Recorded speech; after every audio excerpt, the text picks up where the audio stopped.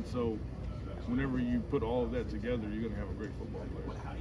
You mentioned former quarterbacks. I believe Hampton Faye also played quarterback. What have you seen from him this offseason? Same deal, man. Extremely smart, hard worker.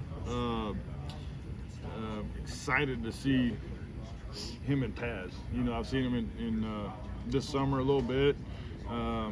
Runs good routes, smart, just like just like Blake. And so, just excited to see him stick his nose in it. You know, you don't ever get to see somebody hit somebody until you put the pads on. But I know, usually you could tell by talking to someone and being around them, their mentality, how they work in the weight room, and so excited to see what he can do. How has Austin Stogner helped kind of mentor some of these guys who maybe don't have as much experience playing tight end? I think just his work ethic. You know, he works like a quarterback. He's always in the film room. He's always asking questions. When he comes to meetings, he's prepared like he's like a freshman asking the questions that everybody's probably afraid to ask. You know, he doesn't care. He's going to ask the question because he wants to know, and then just working in the summer. With Smitty, you talk about how hard Smitty's workouts are, but you walk out there and Stog's just absolutely attacking it with a smile on his face, and so that helps not only the tight ends, but it helps the entire football team develop the mentality that you want to have. To piggyback, how is he adjusting to a new offense? Great, man. Just like I said, because he works like a quarterback, you know, he's always wanting to know the details, and there's an urgency because he knows he's only got 1 year. Right. You know, so when he gets in there, it's fun to kind of hear how urgent he is in wanting to learn everything. And he watches tape. He's already watched every single clip before we get in there to watch it as a group because he's watched it by himself. And so now he's dragging in those young guys, you know, Cade McIntyre's, and teaching him how to work and teaching him how to learn. And so obviously if you have that as a leader, when you're the best guy in your room working like that and setting that example, it's a lot of fun to coach. Jeff was saying you want to have 2 to 3 tight ends that you can kind of rely on. How are you feeling about the competitive depth there? Because I know spring was kind of difficult for you guys. I feel great. I'd like to have about 7 or 8 of them. You know what I mean? But the competitive depth is great. You know, Stog is kind of the front runner, obviously, because of his experience and his size and everything that he brings to the table. But from there on out, man, it's a lot of competition in that room, and that's a good thing for everybody because they're all going to get better. You got young Cade and even the Josh and Hamp, the walk-on guys. Those guys they should be on scholarship at a lot of different places because of how big they are, how smart they are, and how they can move. And so excited for all of those guys to compete. Oh, I'm so sorry. You're good. What is that balance of leaning on a guy with experience like Stogner while also trying to develop that depth underneath him? How do you find that balance? It's really pretty easy because you don't have to coach Stog as much, you know, and again, when you do have to coach him, you tell him something one time and he's got it. And so it kind of frees you up to be on the field or with the freshmen a little bit more and working with those guys an individual a little bit more because you know Stog understands everything you're saying. So you tell him one time and he's going to go work on it because he cares about it that much. Whereas now I can spend some more time with the true freshman that never really played the position like he's about to play it, and just kind of frees me up to work with him a little bit more. And then I can go back and watch tape with Stog because I know he's going to be willing to come in and watch tape. You know, he's going to be in there anyways, so it's easy. What do you think you know about the group going into camp, and what are you still trying to get ironed out or figure out about this group? I know I have an incredibly hard-working group that loves football and comes in every single day. I mean, every person in the room, there's 7 of them. Some of them are scholarship, some of them are walk-on, but they all approach it the exact same way. They all know the offense in there is as well as anybody else, you know, and now it's just who can put it all together on the field. With the tempo that we play, you know, that's the first thing for the young guys and the new guys. You know, no matter how many times you tell them how fast we play, it's hard to put that on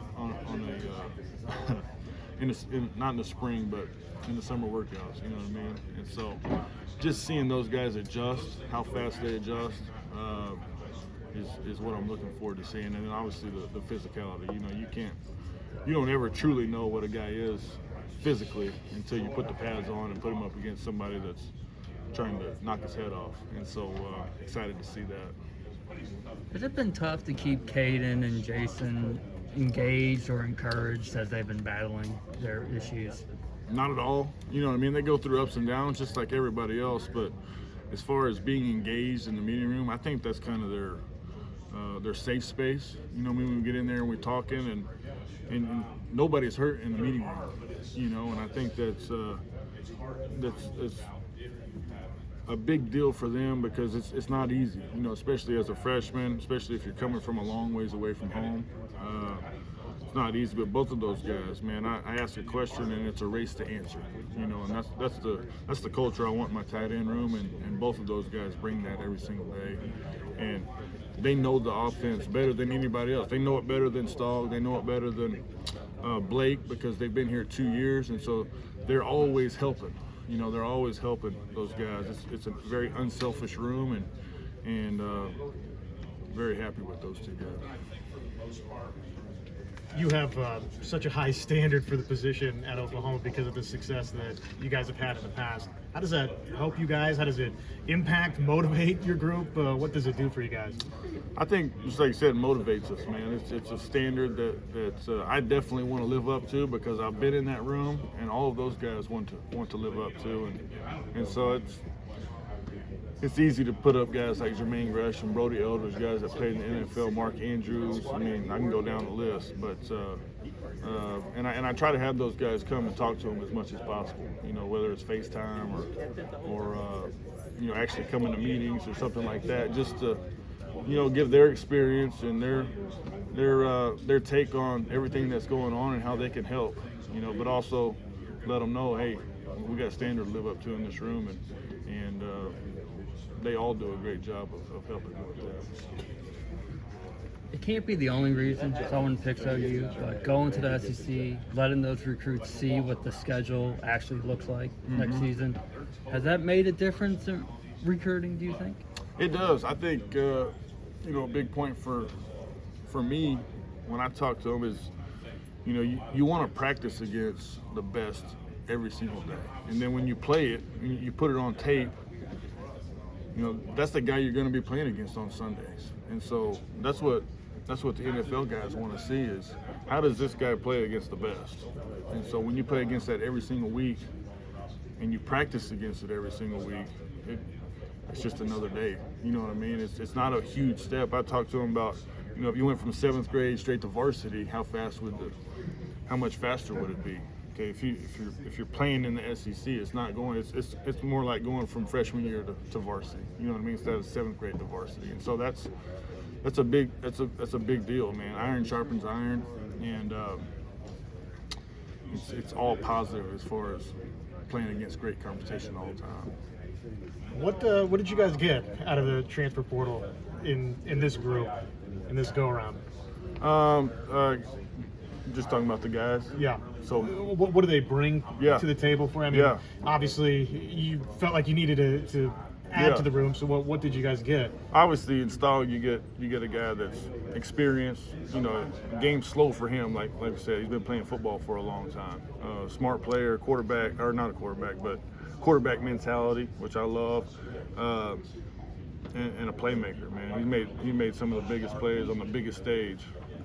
So that's a lot. You know what I mean? I'm extremely excited about Stogg and happy for him and excited for him, knowing, you know, how excited he is to come back in front of this crowd where he didn't really appreciate until he didn't have it anymore. And so excited for him.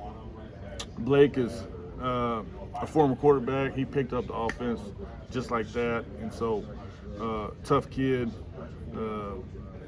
You know, it's been labeled as a blocking tight end, but as you can see in the spring game, caught a touchdown with one hand. So he can make all the catches, knows how to get open, knows how to use his body to get himself open. Never gonna really just run past anybody, but you know, you don't have to run past people to get open as a tight end. You know, and then Hampton Faye, man, another former quarterback that could play quarterback, but comes from a great family, strong kid, but also a mentally strong kid. You know what I mean? Very tough, attacks people with everything he does, man. Attacks every workout, attacks every meeting like it's the last day of his life. You know what I mean? One day to live, and he does it with a smile on his face. I'm excited to see, how much he grows during fall camp as we get to put the pads on and start hitting people.